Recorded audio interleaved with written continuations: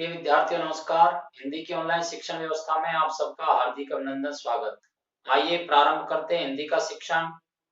आज हम हिंदी शिक्षण में चर्चा करते हैं कक्षा 8 के पाठ 13 की। कक्षा 8 के पाठ 13 का नाम है जहां पहिया है।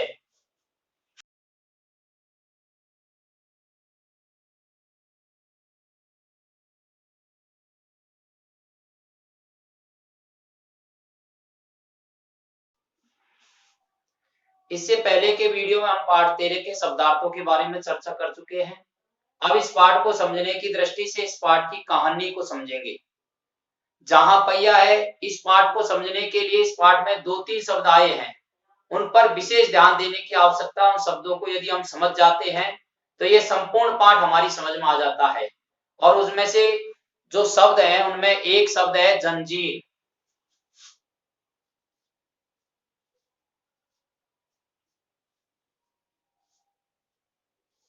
लेखक ने पाठ में जंजीर शब्द का प्रयोग किया है। जंजीर शब्द का यदि हम शाब्दिक अर्थ देखते हैं तो जंजीर शब्द का अर्थ सांकल होता है।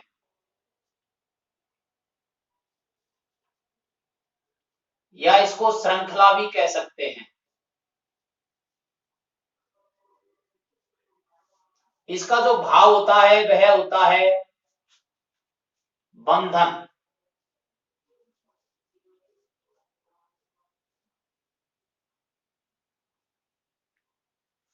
जंजीर बंधन का पर्याय है, अर्थात जब कोई समाज, जब कोई व्यक्ति या जब कोई वर्ग किसी विशेष प्रकार के बंधन में बंधा होता है तो इसको हम इसके लिए शब्द काम में लेते हैं कि वह जंजीरों में जकड़ा हुआ है। लेखक ने यहाँ इसी प्रकार का वर्णन किया है कि एक विशेष वर्ग जो महिला वर्ग है वो जंजीरों में जकड़ी हुई है। किस प्रकार की जंजीरों में जकड़ी हुई है? तो जंजीर यहाँ सामाजिक बुराई का प्रतीक भी है।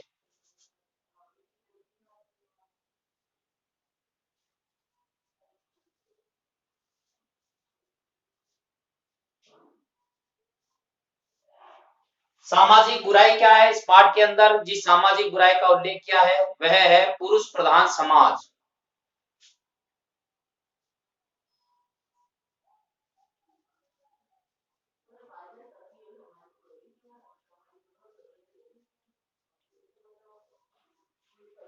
अर्थात लेखक ये कहना चाहते हैं कि इस प्रकार की रूढ़िवादिता है या इस प्रकार की एक दकियानुसी बात है या इस प्रकार का एक व्यवहार है जिसमें महिलाएं पुरुषों के द्वारा तय किए गए विशेष नियमों के कारण से एक विशेष दायरे में बंधन में रहती है।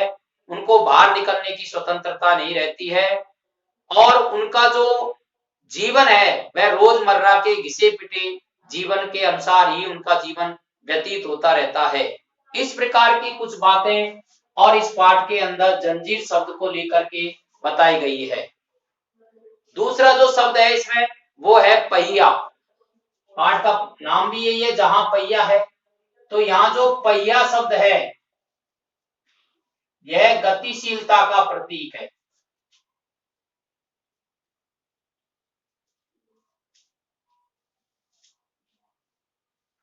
अर्थात जब व्यक्ति विशेष प्रकार के बंधन में रहता है या जंजीर में जकड़ा रहता है लेकिन निराश नहीं होता है, उस जंजीर को तोड़ने का प्रयत्न करता है, उससे बाहर निकलने का प्रयत्न करता है या पहिए का सहारा लेता है अर्थात गतिशीलता बनाए रखता है जीवन में, तो वह एक दिन उस जंजीर को तोड़ करके गतिशीलता के कारण से अपने जीवन में वह बदलाव कर लेता है, वह परिवर्तन कर लेता है जिस परिवर्तन को वह चाहता है, जिस बदलाव को वह चाहता है। और तीसरा शब्द जो इसमें काम आया है वह है साइकिल।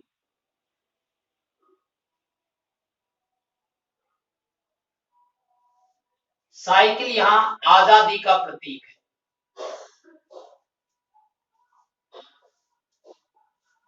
इस प्रकार से संपूर्ण पाठ को समझने की दृष्टि से इन 3 शब्दों पर विशेष अपन को जोर देना है। एक शब्द है जंजीर, एक शब्द है पहिया और एक शब्द है साइकिल। अब इस पाठ की जो कहानी है, उस कहानी को हम इस तरह से शीर्षक में बांट करके पढ़ सकते हैं उसमें से पहला शीर्षक हम रख सकते हैं प्रस्तावना।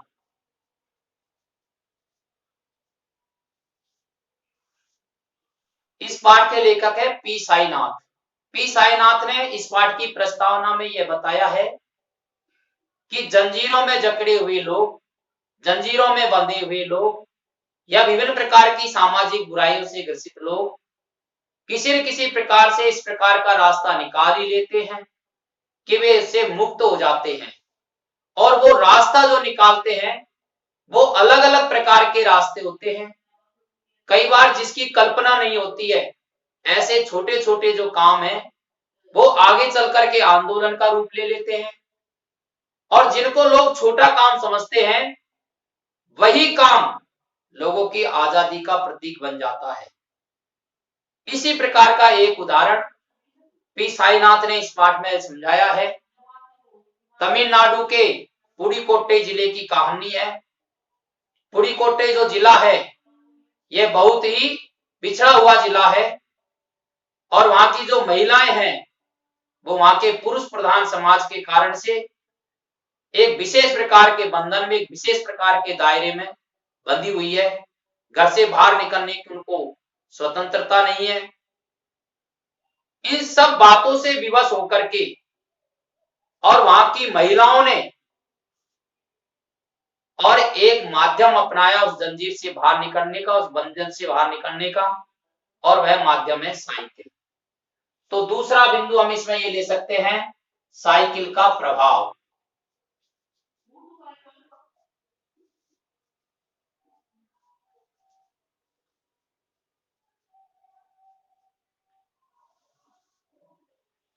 इन महिलाओं ने आत्मनिर्भर बनने के लिए, अपने आत्मसम्मान को बचाए रखने के लिए साइकिल चलाने का अभियान चलाया। धीरे धीरे करके ये जो अभियान है इसने आंदोलन का रूप ले लिया। आज उस जिले की अधिकांश महिलाएं वो साइकिल चलाना सीख गई है। अब साइकिल चलाने से उनके जीवन में बहुत सारे बदलाव आए हैं। आत्मसम्मान जगा है, उनकी आत्मनिर्भरता बढ़ी है, उनका समय भी बच गया है। इसके साथ साथ अब उनको किसी काम के लिए पुरुषों पर निर्भर नहीं रहना पड़ता है। अब उन्होंने अपना उत्पादन भी प्रारंभ कर दिया है। साइकिल के माध्यम से आसपास के गांव में जाकर के और वो अपना उत्पाद बेचने लगी हैं। इससे उनकी आर्थिक सुदृढ़ता भी बढ़ी है। और सबसे बड़ी बात यह है कि इस साइकिल के माध्यम से उनके आत्मसम्मान में वृद्धि हुई है। ये साइकिल उनकी आजादी का प्रतीक बन गई है। इस प्रकार से ये जो साइकिल है ये इसकी कहानी का दूसरा पहलू हो सकता है। अब इस साइकिल को किस तरह से चलाना सीखा, तो इस साइकिल को चलाने के लिए अब प्रशिक्षण वर्ग लगे हैं और बहुत सारी महिलाएं ऐसी हैं जिन्होंने अन्य दूसरे प्रकार की जो महिलाएं हैं उनको साइकिल चलाना सिखाया है। अपना समय दे करके उनको साइकिल चलाना सिखाया है और यह साइकिल चलाना एक प्रकार का वहां आंदोलन बन गया है और महिलाएं इसके लिए बढ़ चढ़ करके भाग लेती है। इस प्रकार के उदाहरण भी इस पाठ के अंदर है कि उनकी आय इतनी नहीं है कि वो साइकिल खरीद सके, उसके बाद भी साइकिल को किराए पर लेकर के भी साइकिल चलाना उन्होंने सीखा है। इस प्रकार की दो महिलाओं के उदाहरण भी यहाँ आए हैं। और तीसरा जो इसका बिंदु बनता है वह बनता है पहिया किसका प्रकार है, पर्याय है।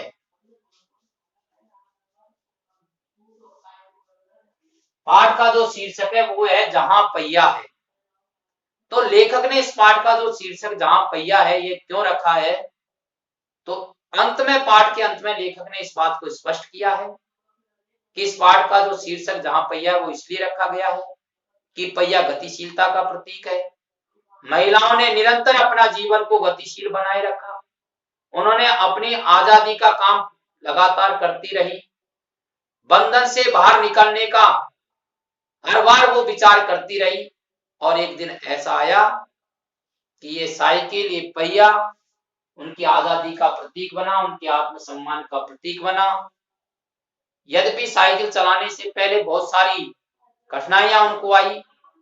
लोगों ने कई प्रकार के तीखे व्यंग्य भी कसे, पंक्तियां भी कसी, लेकिन इन सबको नजरअंदाज करते हुए पहिया अर्थात वो गतिशील बनी रही और उसका परिणाम ये आया कि आज वहां की जो महिलाएं हैं वो उस बंधन से बाहर निकल गई है।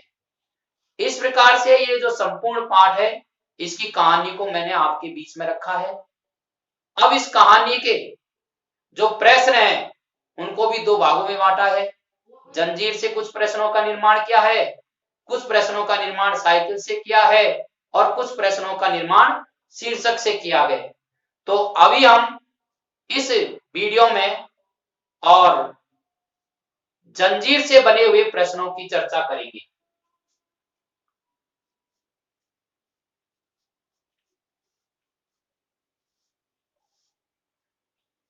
जंजीर से जो पहला प्रश्न है वो ये है, आप अपनी पुस्तक में भी देख सकते हैं, ये पाठ के प्रारंभ में पंक्ति आई है, उन जंजीरों को तोड़ने का जिनमें वे जकड़े हुए हैं, कोई न कोई तरीका लोग निकाल ही लेते हैं। आपके विचार से लेखक जंजीरों द्वारा किन समस्याओं की ओर इशारा कर रहा है। ये जो प्रश्न है, इस प्रश्न का उत्तर हम इस प्रकार से समझ सकते हैं, समस्याएं गिना सकते हैं, किन समस्याओं की ओर इशारा कर रहा है। तो इसका उत्तर हम यहां से प्रारंभ करेंगे कि इन पंक्तियों के माध्यम से लेखक निम्न समस्याओं की ओर इशारा कर रहा है। तो आइए समझते हैं इसके उत्तर को। उत्तर है, लेखक जंजीरों द्वारा निम्न सामाजिक बुराइयों की ओर संकेत कर रहा है। इसमें दो बुराइयों की ओर विशेष ध्यान आकृष्ट किया है। पहला है, महिलाएं पुरुषों द्वारा थोपे गए नियमों के अनुसार घिसी पिटी जिंदगी जीने को विवश हैं। और दूसरा है, वे अपना स्वतंत्र निर्णय नहीं ले सकती हैं। अब इसके यदि उदाहरण की हम बात करते हैं तो साथ में ये भी समझाया है कि उदाहरण के लिए पुडुकोट्टई जिले की महिलाएं इसका उदाहरण है। वे रूढ़िवादिता व पिछड़ेपन के कारण बंधन पूर्ण जीवन बिता रही है। इस प्रकार से जंजीर से बना हुआ जो पहला प्रश्न है उसका उत्तर हम इस प्रकार से लिख सकते हैं। जंजीर से बना दूसरा प्रश्न है वो इस प्रकार से है, क्या आप लेखक की इस बात से सहमत हैं? अपने उत्तर का कारण भी बताइए। लेखक का कथन क्या है? जो पहले प्रश्न में था वही लेखक का कथन है, उन जंजीरों को तोड़ने का जिनमें वे जकड़े हुए हैं, कोई न कोई तरीका लोग निकाल ही लेते हैं। यदि हम इस कथन से सहमत हैं तो अपनी सहमति का अपन को कारण भी बताना है। तो इसका उत्तर हम यहां समझ लेते हैं। प्रश्न क्रमांक 2 का उत्तर हम इस प्रकार से दे सकते हैं, हम लेखक के कथन से सहमत हैं। इसका कारण तमिलनाडु के पुडुकोट्टई की महिलाएं हैं जिन्होंने साइकिल के माध्यम से अपना जीवन बदल लिया। तमिलनाडु का पुडुकोट्टई जिला अत्यंत पिछड़ा जिला है। वहां की महिलाएं बंधनपूर्ण जीवन जीने के लिए विवश थी। वे रूढ़िवादिता और पुरुष प्रधान समाज के कारण से जंजीरों में जकड़ी थी, परंतु उन्होंने साइकिल को अपनी स्वतंत्रता का आधार बनाया और उससे उनके जीवन में इतना परिवर्तन आया कि उनका जीवन ही बदल गया और साइकिल चलाना उनकी आजादी का प्रतीक बन गया। इस प्रकार से जंजीर से पूछे गए दोनों प्रश्नों के उत्तर हम आसानी से लिख सकते हैं। अब समझने की दृष्टि से आप इसका स्क्रीनशॉट ले लीजिए और कम से कम 2 बार आप इस वीडियो को सुने और सुनने के बाद इसे सब्सक्राइब अवश्य करें ताकि शिक्षण के अन्य वीडियो भी आपके पास आ सकते हैं। धन्यवाद।